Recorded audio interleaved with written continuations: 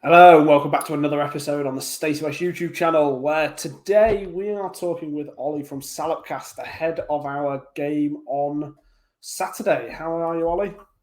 Yep, good. Thanks for having me on. No, thanks for coming on as always. Look, I guess the kind of basis that we sort of have to start on when we're talking about Shrewsbury is actually the off-season. Now, we spoke it was the last game of last season where we played each other. So we spoke then, and I think it was the week leading up to that, though, where there was a couple of sort of backroom changes, shall we say, to put it sort of mildly. And there seems to have been quite a lot happening over the summer. Can you kind of just give a quick rundown of that? Yeah, so it was the Wednesday before we played Lincoln on the Saturday that our CEO, Brian Caldwell, who'd been with the club for a long time, was, let's say, left the club. And then there was questions then that it was obvious from the post-match at Bristol Rovers and the pre-match for Lincoln that Steve Cottrell had no idea what was going on and he wasn't in the loop. Yeah. And then post-match, Steve Cottrell gave a very emotional post-match interview saying he didn't know what was going on and didn't know whether his future at the club was in doubt, or he had no clue really what was going on. Then fast forward a few weeks, there was rumours linked by John Palmer, who's a very good reporter who covers Cheltenham, that we were after their director of football, Mickey Moore. So Mickey Moore then came into place. Then it was announced that Steve Cottrell had left, one of the shortest statements you could possibly imagine. And then, so then at this point, we'd had a new director of football, and we were then searching for a new manager. So, and you brought in a new manager in Matty Taylor, and I guess that kind of links into what the next question is kind of how's the start of the season been? How are you guys looking under new management from realistically top down?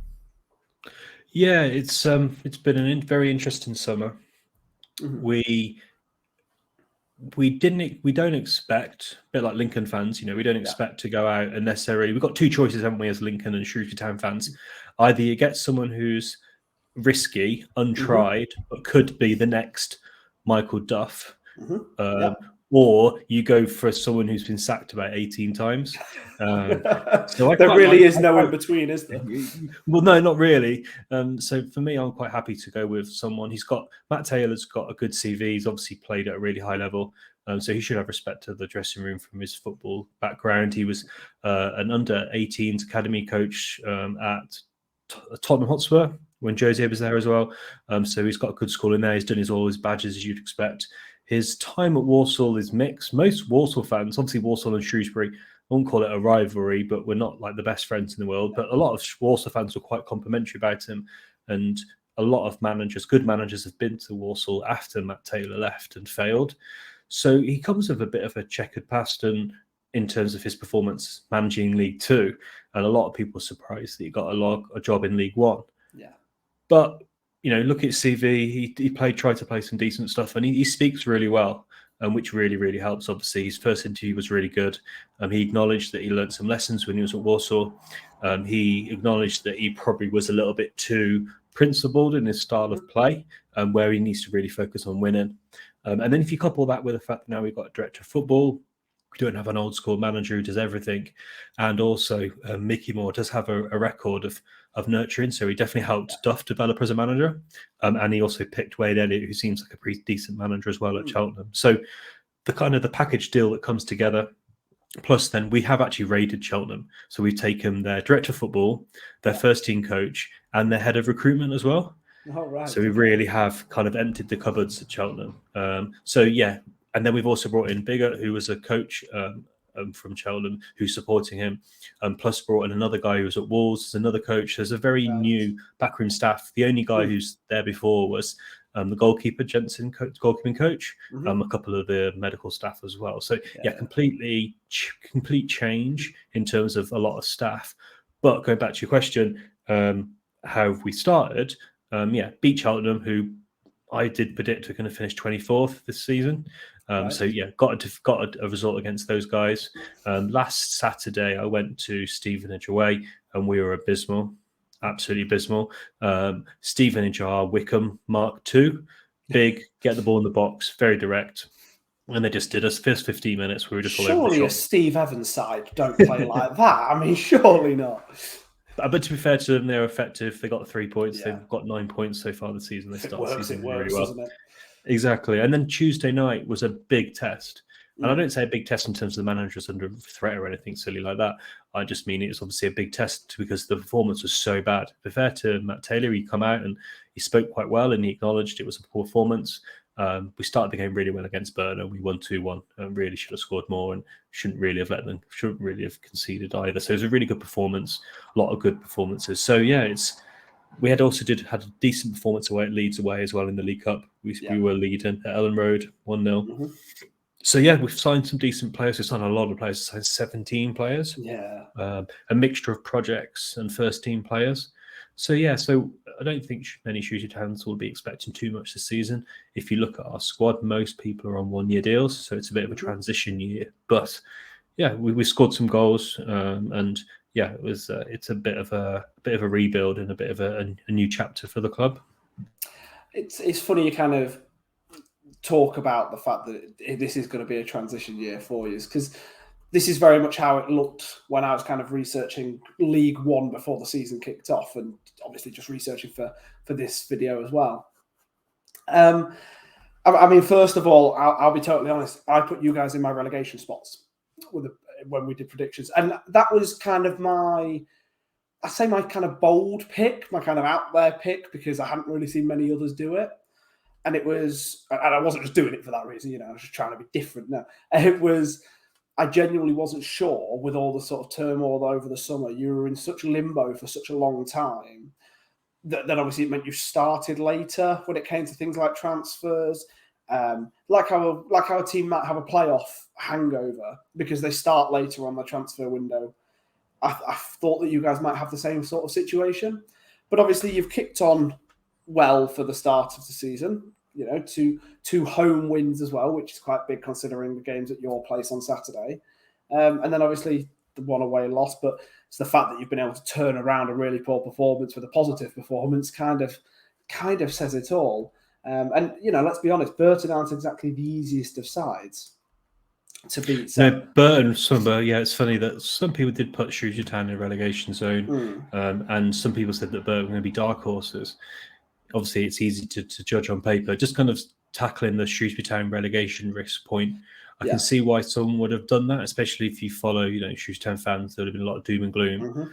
But if you sit back and look at the team, you've got Flanagan in defence, you've got Dunkley in defence, we've got arguably one of the top 5 goalkeepers in the league from shot stopping point of view. We've got in midfield, we've got Winchester, we've got Bayliss, we've got Shipley, Danu Doe. That, for me, is enough to avoid relegation.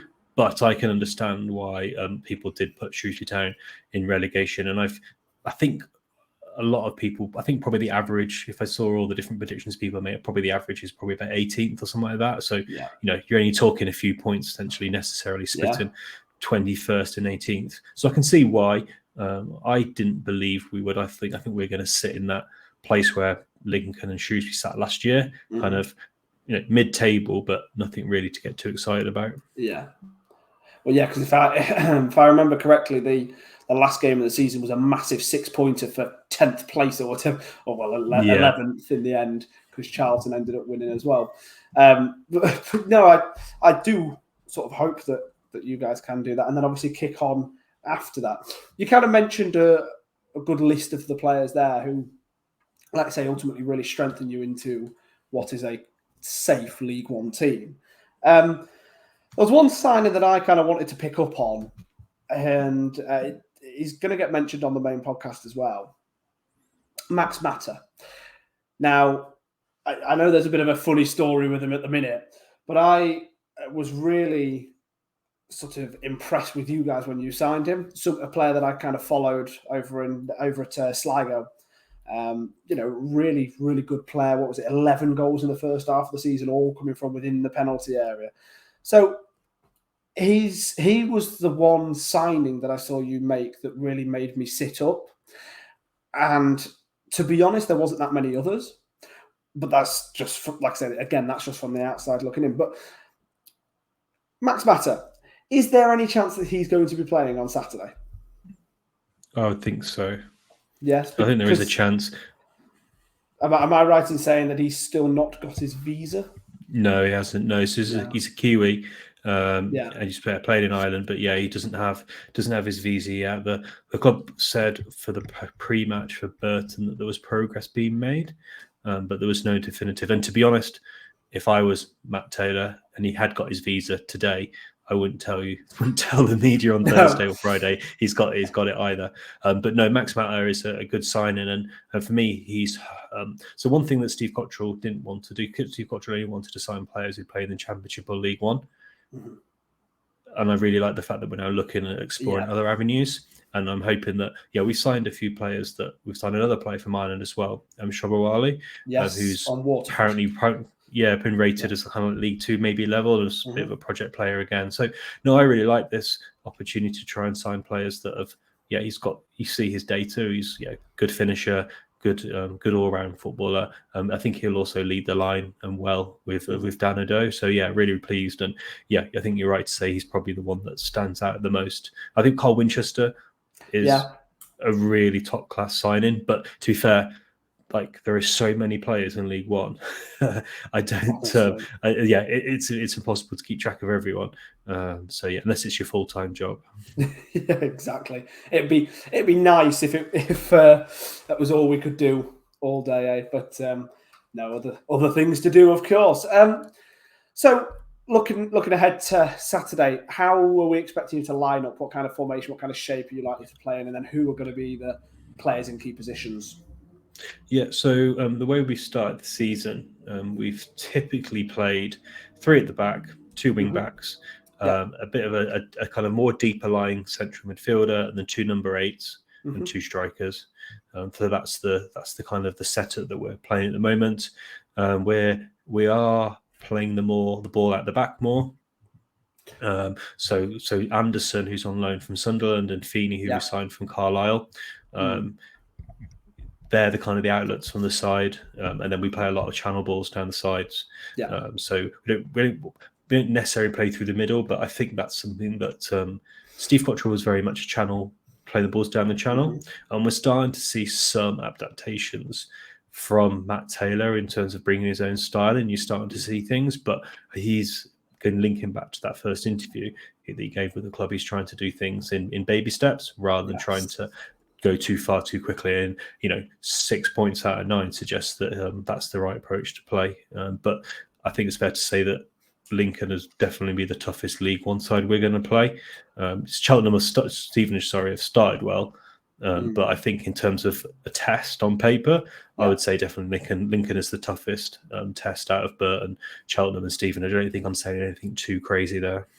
No, I think I would probably agree with that. Whether that's me being biased or what, I don't know. But when you look at the likes of Cheltenham and Burton, they're teams that we would be hoping and expecting to beat this season, especially at home, where you had them as well. So I would probably agree that this is a tough test for yourselves. And if I'm honest, it's a game where I'm quite optimistic. But we'll go on to sort of score predictions and that in a bit.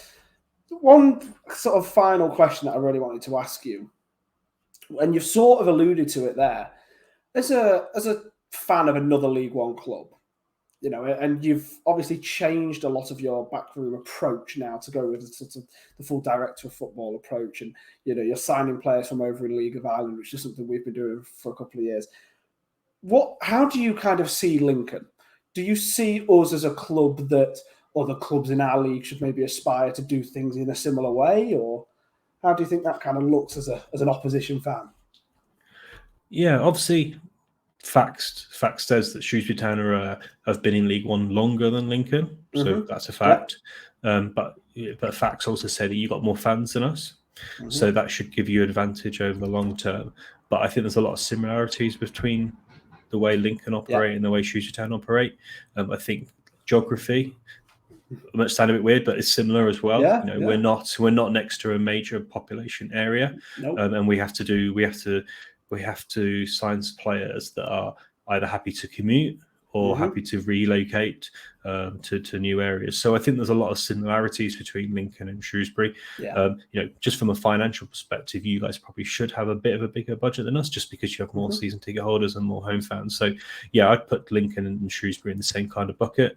For us to be successful, we need to explore our avenues, bringing younger players through, tapping into markets that other clubs are not doing, and basically just be better at recruitment than our rivals, such as each other, then also trying to compete with some, obviously, as we know, some clubs with much bigger budgets in our division. So I'd put Lincoln as a kind of I wouldn't be surprised if a lot of the times we're going for the same players.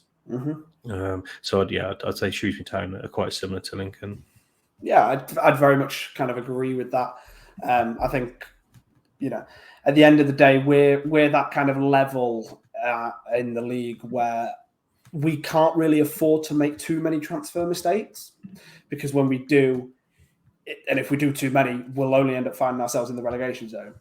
And you guys, I guess, are very similar in the fact that we just have to do things, like you say, better. We have to do things right because we can't afford to mess up. Whereas obviously there are some clubs, less so this season than last season, but there are still some clubs that can, quite frankly, just outspend us. And if they make a mistake, they go back to it.